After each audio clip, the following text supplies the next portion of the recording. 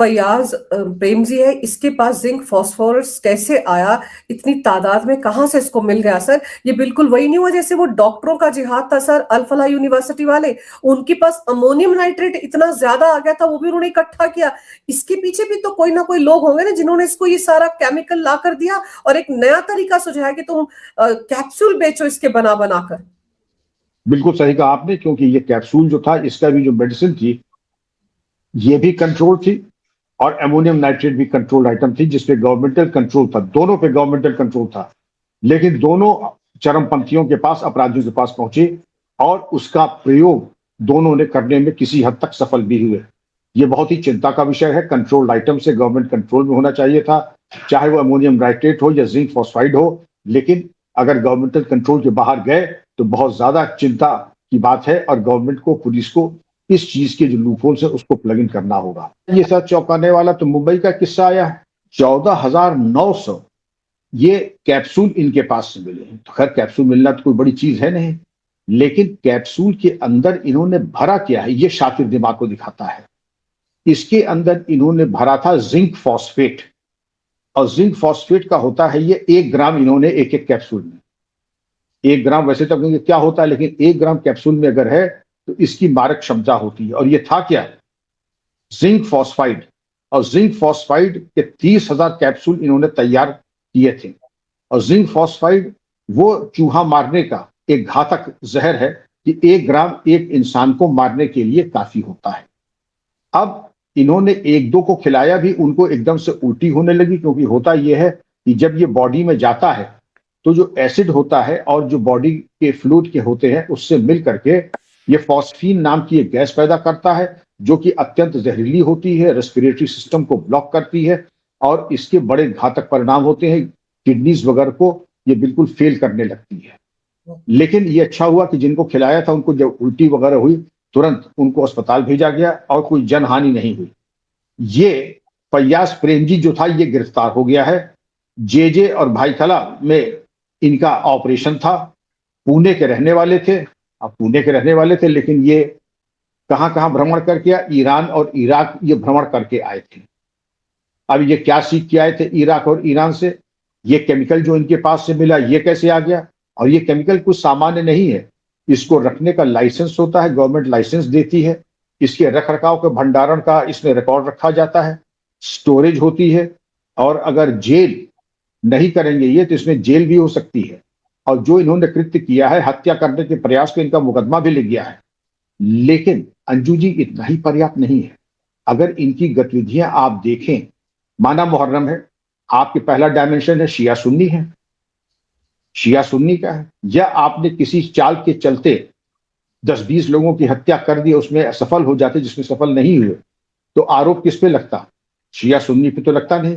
पहली शक की सुई जाती हिंदुओं के ऊपर और एक बड़ा दंगा होने की प्रबल संभावना थी।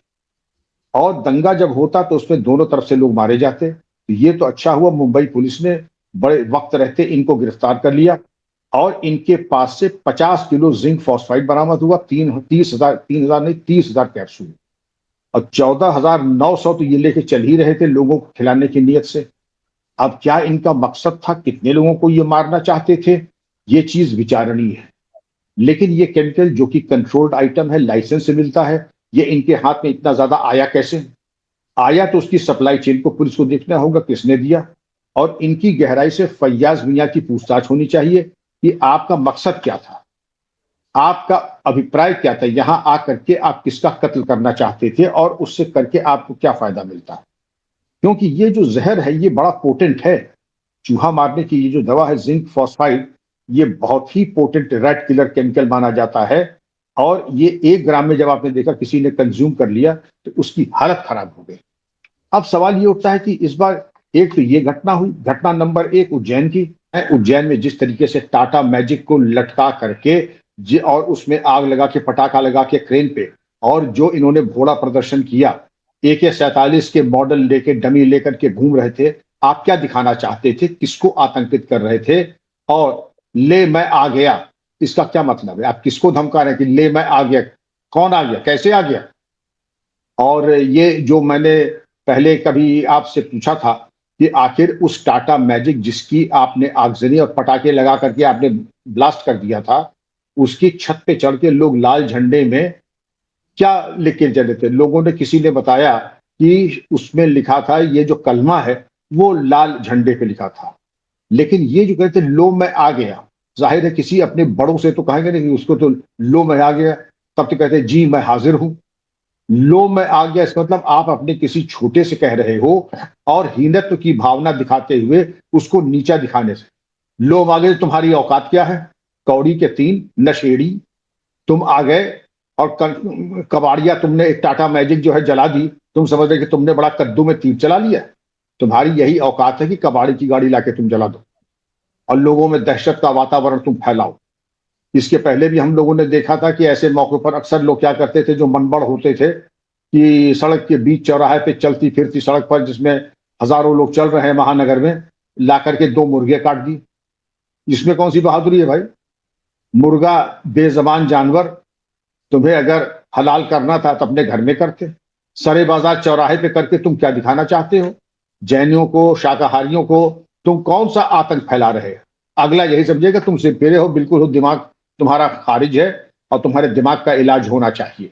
ये तो आईएसआईएस पैटर्न वाला जो है आपने किया, AK-47 के डमी लेकर के आप घूम रहे हैं, वो भी आईएसआईएस पैटर्न का था।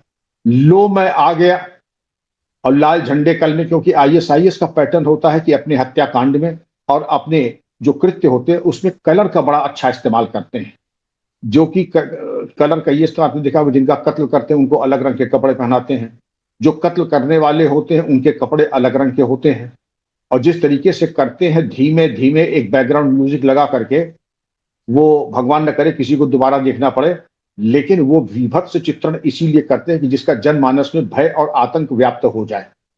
और किसी हद तक ये करने में कामयाबी कभी कभी हो जाते हैं। अब हमारी जनता चूंकि आदी हो गई इन तरह की बेहुदियों की, इसलिए इसका कोई असर पड़ने वाला नहीं है, सिवाय इसके कि पुलिस को मेरा परामर्श है कि इन लोगों के ऊपर ये NSA के साथ साथ समुचित भारतीय न्याय संहिता की धाराएं लगा करके इनके ऊपर करे कार्रवाई और इनके यहाँ कम से कम 7-7 साल का कर दे इंतजाम इन लोगों का।